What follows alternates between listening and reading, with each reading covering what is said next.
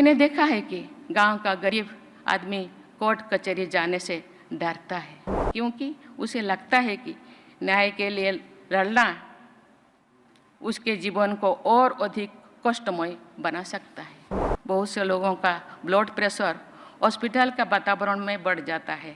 इसी तरह सामान्य व्यक्ति का तनाव कोर्ट कचहरी के वातावरण में भी बढ़ जाता है। इसका अध्ययन करके इस स्थिति को शायद ब्लैक कोट सिंड्रोम का नाम दिया जा सकता है। देवियों और स्वजनों, मुकदमे की पेंडेंसी और बैकलॉग न्यायपालिका के समक्ष बहुत बड़ी चुनौती है। इस समस्या को प्राथमिकता देकर सभी हितधारकों को समाधान निकालना है। मुझे ये जानकर प्रसन्नता हुई है कि इस सम्मेलन के एक सत्र में केस मैनेजमेंट से जुड़े कई आयामों पर चर्चा हुई है। मुझे विश्वास है कि इस चर्चाओं के व्यवहारिक परिणाम सामने जरूर आएंगे। हमारी न्यायपालिका के समक्ष ऐसे अनेक चुनौतियां हैं जिनके समाधान के लिए सभी हितधारकों को समन्वित प्रयास करना होगा।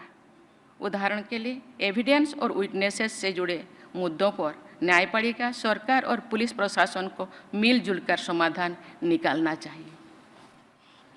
देवियों और स्वजनों, ये हमारे सामाजिक जीवन का एक दुखद पहलू है कि कुछ मामले में साधन संपन्न लोग अपराध करने के बाद भी निर्भीक और निश्चत घूमते रहते हैं। जो लोग उनके अपराधों से पीड़ित होते हैं वे डरे से में रहते हैं, मानो उन्हीं बेचारों ने कई अपराध कर दिया है। महिला पीड़िताओं की स्थिति और भी खराब होती है, क्योंकि प्रायः समाज के लोग भी उनके साथ नहीं देते। मैंने देखा है कि गांव का गरीब आदमी कोर्ट कचहरी जाने से डरता है। वो बहुत मजबूरी से ही अदालत की न्याय प्रक्रिया में भागीदार बनता है। प्रायः वो अन्याय को चुपचाप सहन कर जाता है, क्योंकि उसे लगता है कि न्याय के लिए लड़ना उसके जीवन को और अधिक कष्टमय बना सकता है। उसके लिए एक बार गांव से दूर अदालत तक जाना ही बहुत बड़े मानसिक और आर्थिक दबाव का कारण बन जाता है। ऐसी स्थिति में बार बार तारीख देने यानी स्थगन की संस्कृति अर्थात कल्चर ऑफ एडजर्नमेंट से गरीब लोगों को जो कष्ट होता है उसकी कल्पना भी बहुत से लोग नहीं कर पाते। इस स्थिति को बदलने के हर संभव प्रयास किया जाना चाहिए। हम लोग व्हाइट कोट हाइपरटेंशन के बारे में जानते हैं और सुनते हैं।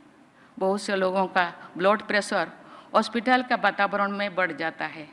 मुझे लगता है कि इसी तरह सामान्य व्यक्ति का तनाव कोर्ट कचहरी के वातावरण में भी बढ़ जाता है।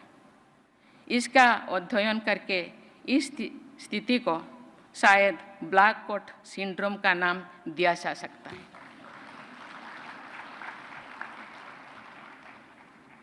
अदालत में सामान्य लोग घबराहट में प्रायः अपने पक्ष में बातें भी नहीं कह पाते हैं जो वे अच्छी तरह से जानते हैं और कह सकते हैं, लेकिन कह नहीं पाते।